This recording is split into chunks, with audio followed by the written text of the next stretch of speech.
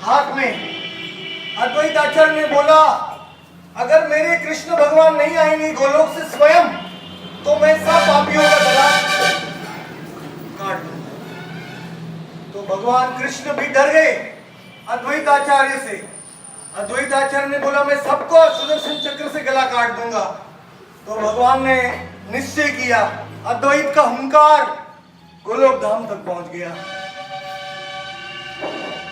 और अद्वैत ने भगवान को खरीद लिया और फिर हुंकार दिया। किसी को बुलाएंगे तो पहले वो कंट्रोल में होना चाहिए, है कि नहीं? पहले किसी को कंट्रोल में करेंगे फिर उनको बुलाएंगे। तो अद्वैत आचार्य ने तुलसी का पत्ता और गंगा जल अर्पण किया और भगवान को खरीद लिया। तुलसी दल मात्रेण जलस्य चुलुकेन वा विक्रीणते स्वात्मानं भक्तेभ्यो भक्तवत्सलः। तुलसी का पानी और गंगा का जल तो उस टाइम तो गंगा बाजू में बहती थी, अभी गंगा थोड़ी दूर चली गई, लेकिन गंगा बाजू नहीं थी। तो गंगा का जल और तुलसी का पत्र से भगवान को खरीद लिया। विक्रीणते स्व आत्मानं, अपनी खुद की आत्मा को भगवान बेच देते हैं, मतलब वो भक्त को दे देते हैं। कोई तुलसी का पत्र अर्पण करता है। तो अद्वैत आचार्य ने प्रभु को नियंत्रण में किया, ले लिया और फिर भगवान को बुलाया हुंकार दे। और जो हुंकार, और हरिदास ठाकुर भी यहाँ आते थे, हरिदास ठाकुर भी नृत्य करते थे। तो हरिदास ठाकुर का नृत्य, अद्वैत की हुंकार और श्रीवास ठाकुर का संकीर्तन, इसके कारण भगवान प्रकट हुए कलयुग में। इस साइड में गदाधर भवन है। गदाधर पंडित जो स्वयं राधा रानी है, वो भी यहाँ फूल तोड़ते थे अपने पूजा के लिए, गदाधर। और स्वरूप दामोदर गोस्वामी का नाम भी पुरुषोत्तम दास था, जो कोई लोग कहते हैं विशाखा का अवतार है, कोई ललिता का। तो स्वरूप दामोदर गोस्वामी भी यहाँ ही रहते थे पुरुषोत्तम दास के रूप में, और गदाधर पंडित भी यहाँ रहते थे, क्योंकि राधा रानी के साथ ललिता और विशाखा साथ में होते ही हैं। तो गदाधर के साथ पुरुषोत्तम दास, सब भक्त यहाँ रहते थे। ये सब भवन है, अद्वैत भवन, गदाधर भवन। और यहाँ से ही सब तैयारी हुआ भगवान को बुलाने का। और भगवान आने के बाद भी भगवान गदाधर से यहाँ मिलते थे। गदाधर कहते थे, निमाई तुम वैष्णव कब बनेगा?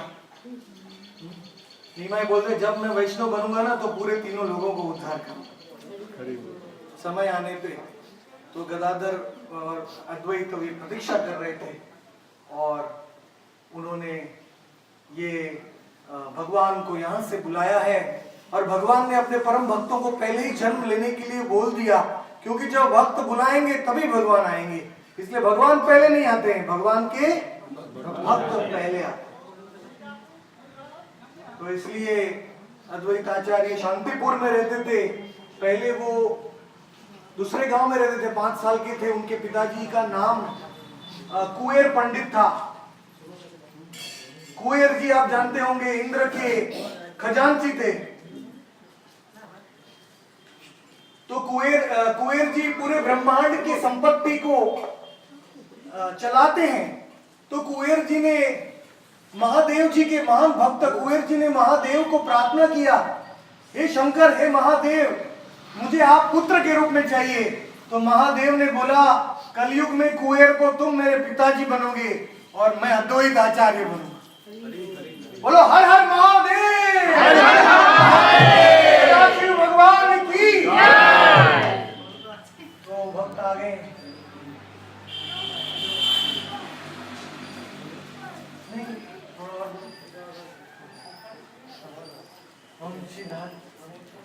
वंशीधारी प्रभु है के साथ। अच्छा, मुरादाबाद के भक्तों का स्वागत है। यहाँ अद्वैत भवन में भगवान और अद्वैत का मिलन हुआ और हमारा भी आपसे मिलन यहाँ ही हो रहा है। तो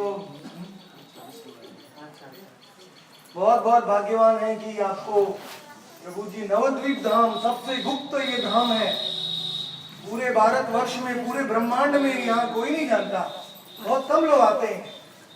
और उसमें से भी गुप्त ये श्रीवास आंगन है, तो और भी गुप्त है। तो इसलिए सतयुग में भगवान का जन्म सफेद रंग में होता है, त्रेता में लाल, द्वापर में श्याम और कलयुग में पीले रंग में भगवान आते हैं। लेकिन कलयुग में पीले रंग में अपने आप नहीं आते, जब उनके भक्त बुलाते हैं तब आते हैं। तो यहाँ ही भक्त ने उनको बुलाया है। ये परम भक्त, उनका नाम था अद्वैत आचार्य, जो स्वयं महाविष्णु के अवतार। आप सब भागवत में जानते होंगे कि इंद्र के उस ब्राह्मण के 8 पुत्र थे, उसको महाविष्णु ने चोरी कर लिया था। महाविष्णु ब्राह्मण के 8 पुत्र को चोरी करके अपने धाम में रख दिया। तो अर्जुन ने बोला, वो ब्राह्मण अर्जुन के पास आया। अर्जुन ने बोला, तुम्हारे 8 पुत्र को संध्या तक में नहीं लाके दूंगा तो मैं अग्नि में प्रवेश करूंगा। तो अर्जुन कृष्ण के पास गया, तो कृष्ण ने बोला, ऐसा प्रतिज्ञा क्यों किया मुझको पूछे बिना? क्योंकि तुम्हारे उसके 8 पुत्र तो इस पृथ्वी पे नहीं है, वो तो महाविष्णु के पास है। तो अर्जुन बोला, प्रभु आप मुझे हेल्प कीजिए। तो कृष्ण भगवान जब महाविष्णु के पास लेके गए अर्जुन को, पूरे ब्रह्मांड को भेद के, लोकालोक पर्वत को भेद के, तो महाविष्णु खड़े हुए और प्रणाम किया। बोलो कृष्णचंद्र भगवान की जय। तो अर्जुन ने पूछा महाविष्णु से, आप क्यों लेके आए ब्राह्मण के पुत्र को? तो महाविष्णु बोले, मुझे कृष्ण से कुछ चाहिए, मुझे कृष्ण का दर्शन करना है, क्योंकि कृष्ण भगवान तो मेरे भी स्वामी हैं। मेरे पास 60 गुण है और कृष्ण के पास 64 गुण है। तो उन्होंने बहुत कृष्ण को प्रार्थना किया कि आपके अगले अवतार में मुझे केवल दर्शन नहीं करने, लेकिन मुझे आपकी लीला में शामिल होना है। हे प्रभु ऐसा वरदान दीजिए। तो कृष्ण भगवान ने वरदान दिया कि जब मैं कलयुग में आऊंगा, मेरे 30-35 साल पहले ही तुम्हारा जन्म हो जाएगा शांतिपुर में, और शांतिपुर से तुम मायापुर में आके जब तुलसी का पत्ता लेके और गंगा का जल लेके अपने शालिग्राम शिला को अर्पण करोगे, तो मैं गोलोक से प्रकट हो जाऊंगा। तो एक तुलसी के पत्ते के कारण भगवान गोलोक से आए। सोच सकते हैं कितना शक्ति। आपके घर में कौन तुलसी का पत्ता रोज अर्पण करता है? हाथ ऊपर। जो नहीं करते हैं वो आज से चालू कीजिए, क्योंकि इसमें कोई कीमत नहीं देनी पड़ती है। तुलसी तो कहीं से भी मिल जाती है। तुलसी का पत्र और पवित्र जल भगवान के सामने रोज रखना चाहिए। तो हम जो भी भक्ति करेंगे उसको भगवान स्वीकार करते हैं। और अद्वैत आचार्य ने यहाँ इतने प्रेम से बुलाया भगवान को कि उनका आवाज ब्रह्मांड के 8 पर्दे हैं, भूमि, जल, वायु, अग्नि, आकाश, मन, बुद्धि और अहंकार, ऐसे 8 पर्दे हैं।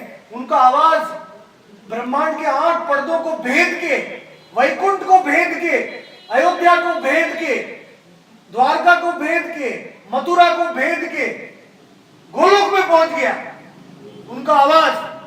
और भगवान ने बोला, मेरा अद्वैत मुझे बुला रहा है, अभी मुझे जाना ही पड़ेगा, नहीं तो वो सुदर्शन चक्र लेके सबको मार डालेगा।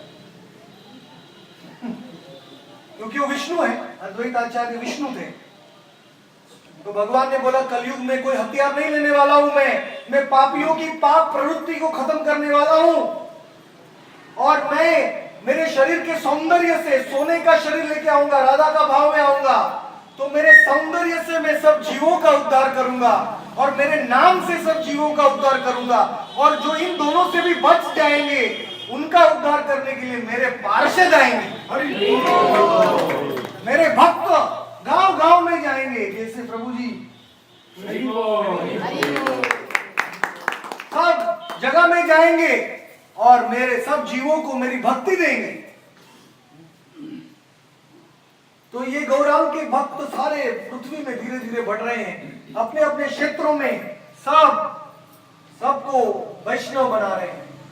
तो ये अद्वैत आचार्य की भविष्यवाणी, अद्वैत आचार्य ने एक स्तुति किया, भगवान को प्रार्थना किया, बोले भगवान 3 लोगों का उद्धार आपको करना पड़ेगा। भगवान बोले कौन सा? बोले जो मूर्ख लोग हैं, जो आपको नहीं जानते, उनका उद्धार कीजिए आप। ठीक है। दूसरा कौन सा? दूसरा जो नास्तिक है, जो आपसे दूर भाग रहे हैं, उनके पीछे आप भागिए। देखिए क्या दयालु है, अद्वैत आचार्य के समान कोई दयालु नहीं। उन्होंने प्रार्थना किया, जो आपसे दूर भाग रहे हैं, उनके पीछे आप भागिए। तो फिर कलयुग में आने का फायदा क्या है? माया दयितेप्सितुम अन्य धावत वंदे महापुरुषते चरणारविंदम। और किसी के पीछे हम भागते हैं ना, फिर उसको पकड़ना पड़ता है, पकड़ के वापस लाते हैं। तो पकड़ते कितना, एक उंगली से पकड़ सकते हैं? पूरी 5 उंगली चाहिए उसको पकड़ के लाने के लिए। तो भगवान एक स्वरूप में नहीं आए, कलयुग में पंच तत्व के रूप में आए। आपने देखा होगा, पंच तत्व का दर्शन किया होगा। तो पंच तत्व 5 स्वरूप में आए। एक भक्त का भक्त रूप, दूसरा भक्त स्वरूप जो बलराम है, दूसरी भक्त शक्ति जो राधा रानी गदाधर के रूप में आई, और भक्त अवतार जो अद्वैत आचार्य है, महाविष्णु के अवतार, भक्त अवतार, और अंत में भक्त के सेनापति श्रीवास ठाकुर, उनका घर है नारद जी। तो ये पांचों को लेके आए भगवान कि कलयुग में कोई भी जीव मेरे से भाग नहीं सकता, मैं सबको पकड़ूंगा और सबको मेरा प्रेम। तो ऐसे अद्वैत आचार्य की यहाँ आंगन में हम हजारों साल तक दंडवत करेंगे, थैंक यू बोलेंगे, धन्यवाद बोलेंगे, तो भी ये कमी है, क्योंकि अद्वैत आचार्य के कारण ही भगवान आए कलयुग में। अगर वो नहीं होते तो क्या होता हमारा? यदि गौर ना हुई तो अबे की हुई तो केमो ने द्वरिताम दे। ये कलयुग में जन्म लेके कोई फायदा ही नहीं था। अगर कलयुग में भगवान नहीं आते तो केमो ने धरिताम दे। राधा रो महिमा प्रेमो रस सीमा जगत के जाना। राधा की महिमा कौन बताता? वो स्वयं राधा का भाव लेके आए, इसलिए हम राधा की महिमा को समझ पाए हैं कलयुग में। तो सब श्रेय अद्वैत आचार्य को जाता है। जो अद्वैत आचार्य की भक्ति नहीं करता, दया करो सीतापति अद्वैत गोसाई। सीता, ये सीता शब्द का प्रयोग हुआ है क्योंकि भगवान को जब भी बुलाते हैं तो भगवान को अपनी शक्ति के साथ बुलाना चाहिए। राधा कृष्ण, सीता राम, लक्ष्मी नारायण, आप केवल भगवान को बुलाएंगे, अकेले नाम से तो भगवान नहीं आएंगे। शक्ति और शक्तिमान दोनों साथ में होना चाहिए। सीतापति, अद्वैत आचार्य की पत्नी का नाम था सीता, जो पार्वती की अवतार है, दुर्गा, और पार्वती की अवतार है दुर्गा है, वो इस भौतिक जगत की सुपरिंटेंडेंट है। तो दुर्गा की कृपा के बिना कोई यहाँ से छूट नहीं सकता, इसलिए पूरा नाम लेना चाहिए। दया करो सीतापति। सीतापति बोल के नरोत्तम दास ठाकुर ने अद्वैत आचार्य को खुश कर दिया। एक बार आप उनके कोई भक्त का नाम लेते हैं तो वो खुश हो जाते हैं। दया करो सीतापति, फिर उनका नाम लिया अद्वैत, यानी आप अद्वैत, भगवान कृष्ण से अभिन्न है क्योंकि आप महाविष्णु हैं। और गोसाई, गोसाई यानी आप आचार्य हैं, आप भक्ति को सिखाते हैं। भगवान के बड़े भाई जो विश्वरूप थे वो भी योगपीठ से भक्ति सीखने को आते थे। श्रीवास ठाकुर भी यहाँ सीखने को आते थे, हरिदास ठाकुर भी सीखने को आते थे, गदाधर पंडित भी सीखने को आते थे। सब अद्वैत आचार्य से सीखते थे, इसलिए वो गोसाई, अद्वैत गोसाई। तब कृपा बले पाई चैतन्य। अगर अद्वैत की कृपा से ही निताई गौर आपके हृदय में प्रकट होंगे, इसलिए अद्वैत आचार्य की भक्ति कीजिए, अद्वैत आचार्य के चरण कमल का ध्यान कीजिए, तो आपकी मुट्ठी में निताई गौर आ जाएंगे। और जब निताई गौर आपके पास में आ जाएंगे तो राधा कृष्ण अकस्मात रूप से प्रकट हो। बोलो अद्वैत आचार्य की।